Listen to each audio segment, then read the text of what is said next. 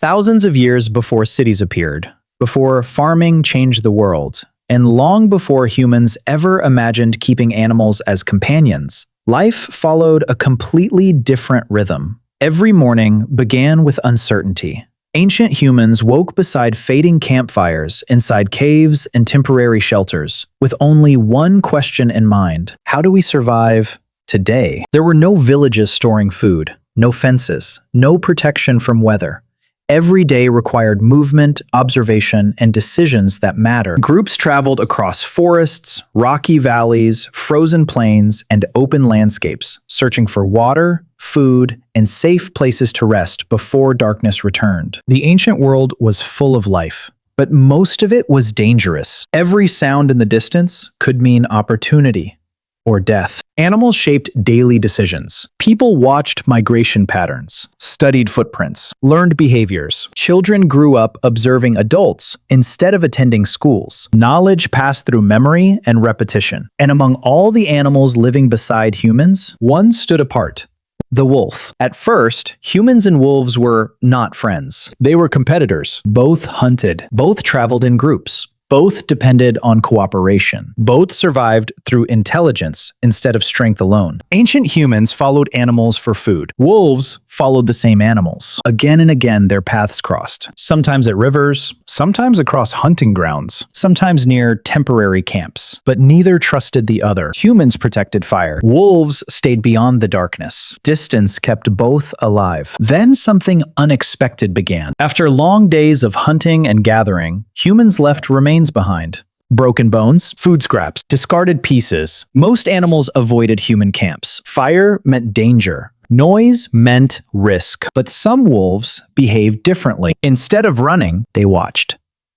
From farther away at first, then closer, not because humans invited them, not because people wanted pets, only because survival rewards opportunity. The wolves that approached camps carefully gained something valuable: easy calories, less energy spent hunting, safer access to food. And ancient humans noticed something unusual. These animals were different, not stronger, not faster, calmer, less aggressive, more willing to remain nearby. At first, people probably ignored them. Life remained difficult. Water still had to be found. Fire still had to survive. Children still needed protection. But over time, these repeated encounters became normal. Days turned into seasons. Seasons turned into generations. Children grew up seeing wolves nearby. Fear slowly changed, not into friendship, but into familiarity. Ancient humans may have started allowing certain animals to remain: the quiet ones, the patient ones, the less dangerous ones. And without realizing it, humans began changing another species. Life continued. Morning routines remained the same: collect water, prepare tools, follow animals, repair shelter, protect fire.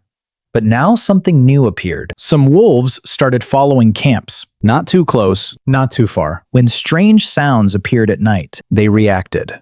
When animals moved nearby, they noticed. Humans began receiving something unexpected. Early warning, more awareness, extra eyes. Meanwhile, wolves gained food and safety. This relationship did not appear in one generation. It happened so slowly, nobody noticed history changing. No one stood up and announced, "Today, we created dogs." There was no experiment, no plan. Only thousands of ordinary days repeated across ancient landscapes. The calmer wolves survived better. Their young inherited similar behavior. Humans continued selecting without understanding they were selecting. And eventually, those animals no longer behaved exactly like wolves. Something new was appearing. As human groups migrated, these animals followed. As camps changed, their routines changed. As people adapted, they adapted too.